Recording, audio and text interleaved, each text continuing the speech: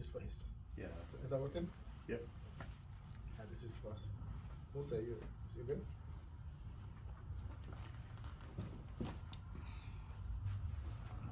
All right. Good morning. Good afternoon. My name is Osman Ahmed. I'm the director of advocacy at CARE Minnesota. We got here today about the humanitarian crisis and the catastrophic in Gaza, especially in Rafah right now. The situation has reached a tipping point and demanding urgent attention and action from the international community, from our lawmakers, and from our community here in Minnesota. Israel's recent attacks and actions have put in Gaza and Rafah in dark times, intensifying the suffering of its people. By seizing control of the Rafah border crossing and lifeline for humanitarian aid, Israel effectively suffocated the region and cut off the vital supplies of food, fuel, and also medical aid. We speak today as Gaza is in the brink of total collapse with no relief in sight. The impact is nothing short of devastating. Over more than 110,000 Palestinians have fled Rafah in desperation for following the closure of the border. The human lives staggering, with tens of thousands of dead, injured, and missing, especially families, children, and women. As many of you know, Rafah happen to be where all the civilians live, especially most population there are children and women, and families have been torn apart, communities have been shattered, and their future is extinguished. The destruction upon Gaza's infrastructure is equally appalling. Homes in ruins, schools, hospitals reduced to rubble, and water sources contaminated. There was on the news that there's one bathroom or restroom for every 850 people in Rafah, Gaza, as of yesterday in the news. That is unacceptable.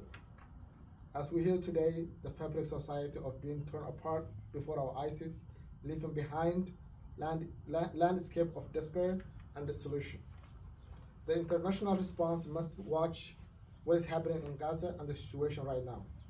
Israel's tactics have been widely condemned as medieval siege by UN officials. A lot of humanitarian organizations and even international community have been calling last few days, including the US President Biden, saying that Rafah is the red line and where Israel cannot pass. We cannot stand by and watch what is happening and the innocent lives are lost. The entire community in Rafah and Gaza has been disseminated. Therefore, we must issue a call to action to our global community for the humanitarian crisis happening right now. We also want to call action to our elected officials, especially our federal elected officials. We are watching, the community is watching. In Minnesota, our community is hurting. But not only Muslim communities, but also children and women and families in Gaza, and the families who have loved ones in Gaza, who are in here in Minnesota. So I want to welcome Imam Osama, who is one of the imams here, and also share your points. Hello, my name is Osama, O-S-A-M-A. I am imam of, I go to various masajid, various mosques. But today really it's not about anything other than the situation in Gaza. I know last week the US government, they took a stand and they said that we're not going to ship any weapons to Israel. So that is good and bad at the same time. It is good that they're taking a stand and they're not shipping any weapons.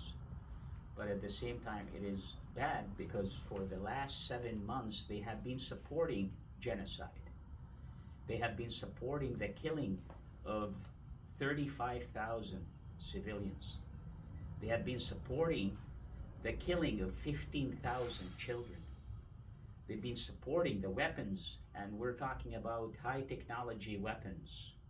They're not just your normal, old age weapons. We're talking about weapons that kill many innocent lives and destroy. We're talking about hospitals. Only out of the many hospitals in Gaza. Remember, Gaza is like 25 miles by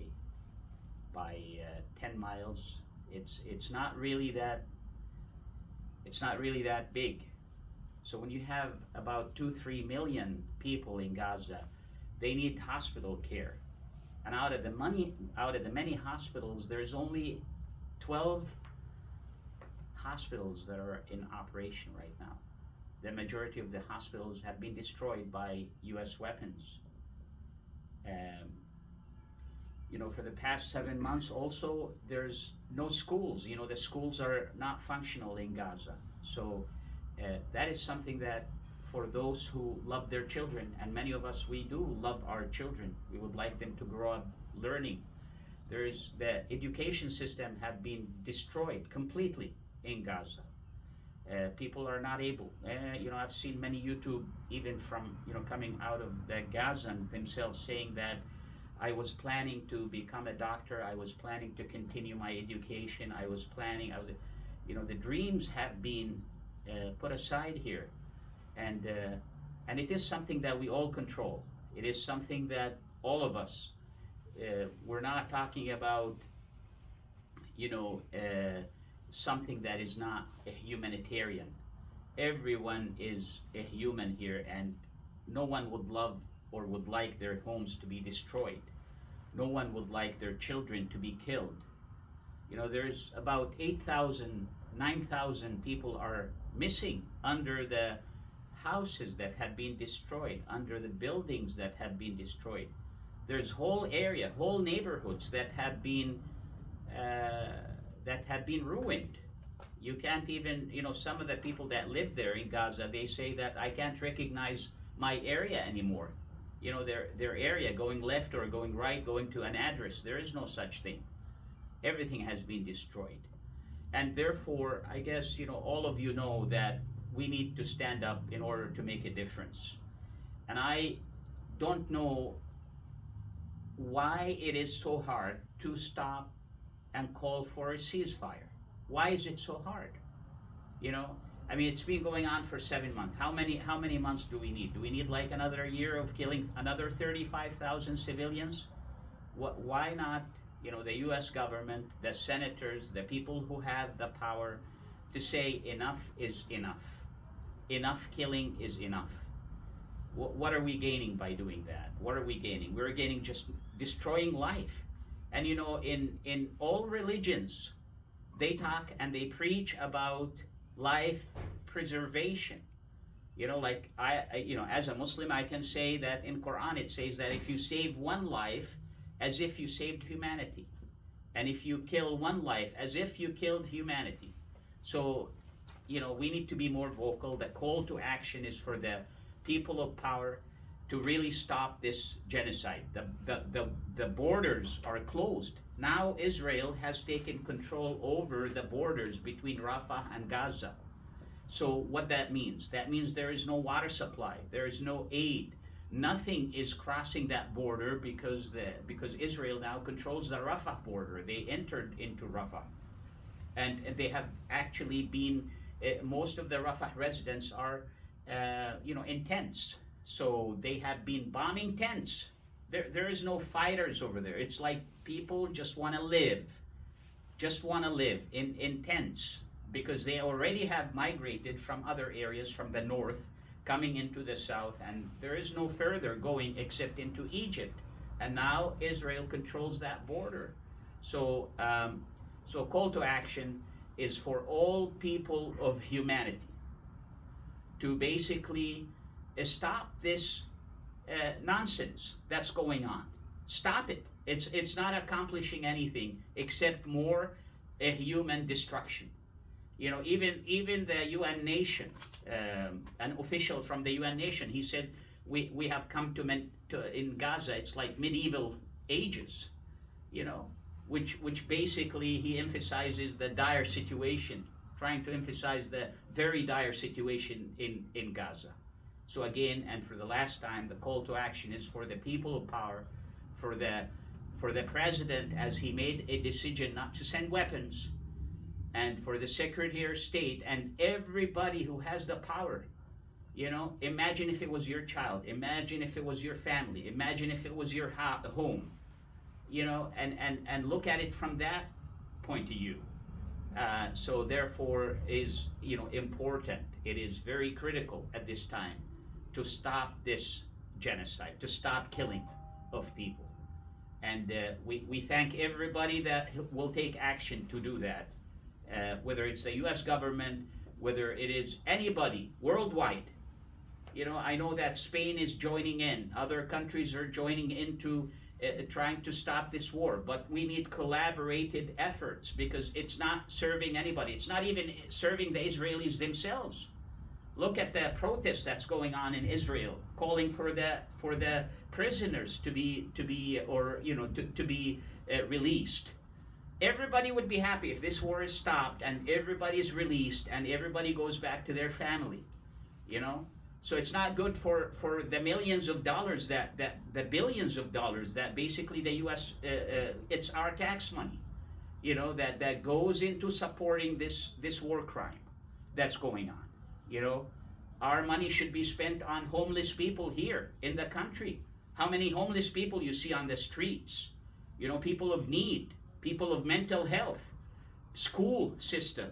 That's where the money, we don't need to spend $5.8 billion every year. And just like a few days ago, there was another $24 billion that was approved for military aid to Israel. That is just basically waste of our tax money, where it could be spent locally here at home. We need the America that we used to know.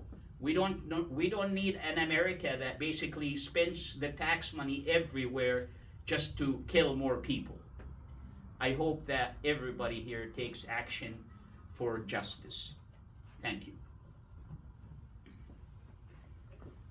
Thank you so much, Imam Usama. My name is Suleiman Adan, Suleiman. Last name Adan, Adan. I'm the Deputy Executive Director here at CARE Minnesota.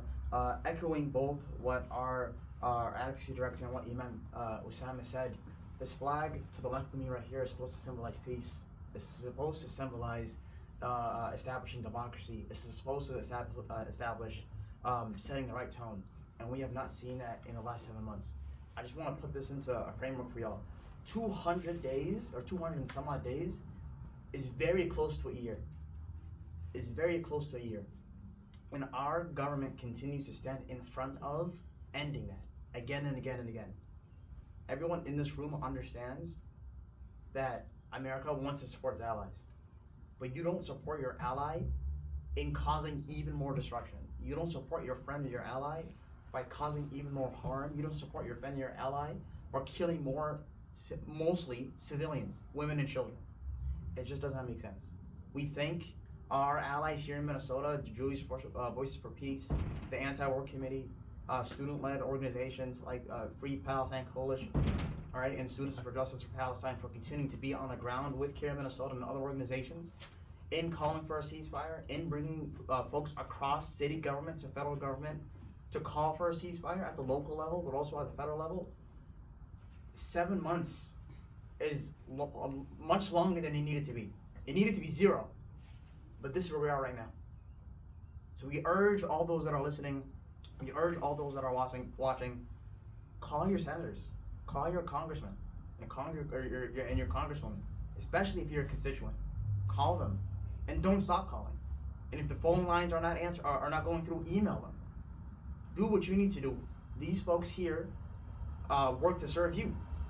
And so ensure and make sure that they are voting and leading in your best interest, which is calling for an immediate ceasefire.